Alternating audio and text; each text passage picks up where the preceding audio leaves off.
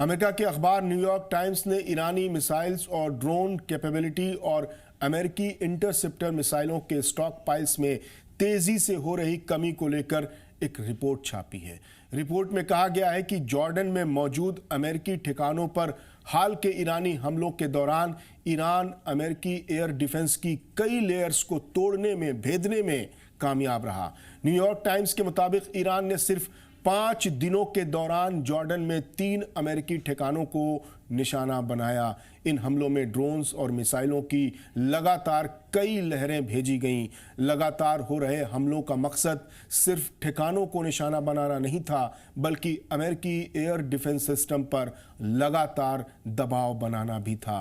अखबार ने अपनी रिपोर्ट में बताया कि ईरान ने कुछ ऐसी एडवांस मिसाइलों का इस्तेमाल किया जो रास्ते में अचानक अपना डायरेक्शन बदल सकती हैं। यानी मिसाइलों के रास्ते को पहले से समझना और उसे रोकना अमेरिकी डिफेंस सिस्टम के लिए और मुश्किल हो गया। न्यूयॉर्क टाइम्स के मुताबिक ईरान के लगातार हमलों की वजह से अमेरिका को बड़ी तादाद में पेट्रियट इंटरसेप्टर मिसाइलों का इस्तेमाल करना पड़ा।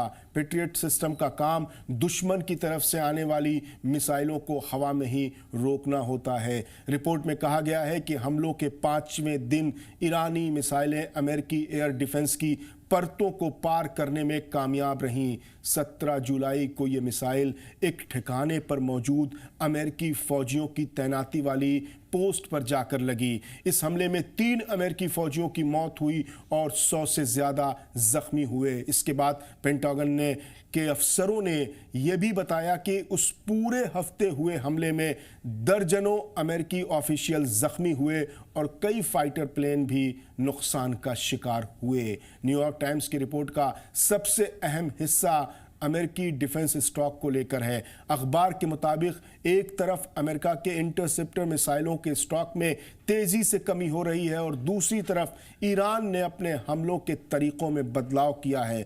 इन दोनों स्ट्रेटजी की वजह से अमेरिकी एयर डिफेंस सिस्टम पर दबाव लगातार बढ़ रहा है। यानी ईरान के लगातार मिसाइल और ड्रोन हमले और उन्हें रोकने के लिए अमेरिका की बड़ी तादाद में इंटरसेप्टर मिसाइलों का इस्तेमाल आने वाले वक्त में अमेरिकी एयर डिफेंस सिस्टम के लिए एक बड़ी चुनौती बन सकता है।